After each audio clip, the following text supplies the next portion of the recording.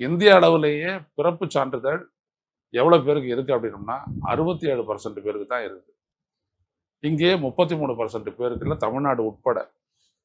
இப்போ எனக்கெல்லாம் பார்த்தீங்கன்னா நீங்க பிறப்பு சான்றிதழெல்லாம் கொண்டு வர முடியாது. இல்லை, எனக்கெல்லாம் நேட்டிவிட்டி சான்றிதழ், நான் எங்க பிறந்தேன் அப்படின்ற நேட்டிவிட்டி சான்றிதழ் இருக்கு, நான் எந்த ஊரை சேர்ந்தவன் அது இருக்கு. நான் பிறந்த தேதி கிடையாது, என் ஜாதகத்தை தான் கொண்டு போனோம். ஏற்றுக்குமா தேர்தல் ஆணையம்? முடியாது.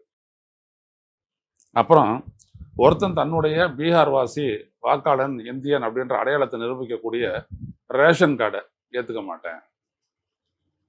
Electronic photo identity card, Epic electronic voting machine, இவங்க கொடுத்தது ஓட்டிங் கார்டு ஏற்றுக்க மாட்டேன்.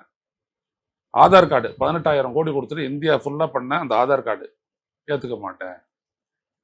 இது அப்புறம் Mahatma Gandhi rural employment guarantee scheme அதனுடைய கார்டு ஏற்றுக்க மாட்டேன். வேண்டாம், ஏற்றுக்க மாட்டேன். இதெல்லாம் ஃபோர்ஜரி பண்ணலாம், இதெல்லாம் மாற்றி போடலாம், டூப்ளிகேட் கொண்டு வரலாம் அப்படின்றது தேர்தல் ஆணையம். இப்போ இதுதான் அரசாங்கம் இந்திய நாட்டு குடிமக்களுக்கு கொடுத்த ஆவணங்கள். ஒன்று மாநில அரசு, மற்றதெல்லாம் ஒன்றிய அரசு, இன்னொன்று தேர்தல் ஆணையம். எதுவுமே இல்லை அப்படின்னா எங்கே போகிறது?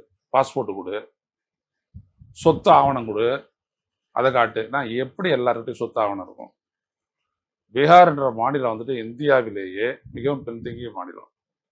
அந்த பின்தங்கிய மாநிலத்தில் ஒரு வெள்ளம் வந்துச்சுன்னா எல்லாம் தலையில் எல்லாம் தூக்கி வச்சுக்கிட்டு அங்கேருந்து இடம் பெறுது எங்கேயாவது போய் இருந்துட்டு ஒரு மாதத்துக்கு அப்புறம் பிறகு வருவாங்க. அவங்ககிட்ட சான்றிதழ் இருக்குமா? எதுவுமே கிடையாது. பீகாரில் பக்கா வீடுன்றதே கிட்டத்தட்ட 90% பேருக்கு கிடையாது. அந்த பக்கா ஹவுசஸ் அப்படின்னு கட்டி கொடுத்தவரே லாலு பிரசாத் யாதவ் சீஃப் மினிஸ்டர் இருந்தபோது 15,000க்கு பக்கா ஹவுஸ் கட்டி கொடுத்தாரு. அவர் 4 சுவர்களுக்குள்ள ஒரு வீடு, கூரை, ரைட்டா? அதுக்குள்ள ஒரு பக்கம் சமையல் பட்டுக்கணும், இன்னொரு பக்கம் குளிச்சுக்கணும், மற்ற இடத்துல படுத்துக்கணும்னா அவ்வளோதான். டாய்லெட்டுக்கெல்லாம் வெளில தான். அப்படியாப்பட்ட ஸ்டேட். அதுக்கப்புறம் எவனும் எந்த இம்ப்ரூவ்மெண்ட்டும் கொண்டு வரல. காங்கிரஸ், பாஜக எவனும் எதுவும் செய்யலை. லாலு மட்டும்தான். அதனால தான் இன்ன வரைக்கும் அவருடைய கட்சி முதன்மையான கட்சியாக இருக்குது. இதுதான் உண்மை. அப்போ இப்படிப்பட்ட ஒரு ஸ்டேட்ல நீ எதை வச்சு வாக்காளர்கள் பட்டியலை சரிபார்ப்பீங்க? அப்போ அவங்க வாழற இடம் door to door enumeration process, ஒரு வீட்டுக்கு போய் பண்ணக்கூடிய ப்ராசஸ். அப்படி பண்ணக்கூடிய ப்ராசஸில் நீ கண்டுபிடிக்கிற இருக்கிற டிக் பண்ணிக்கிட்டே வர. 2024 ஓட்டு போட்டிருக்காங்க, டிக் பண்ணியிருக்கிற. மக்களவை தொகுதியில் இப்போ போட்டிருக்காங்க, அது இன்னையிலேருந்து 1 வருஷத்துக்கு முன்னாடி ஓட்டு போட்டிருக்காங்க, டிக் பண்ணிக்கிட்டே வர. ரைட்டுங்களா?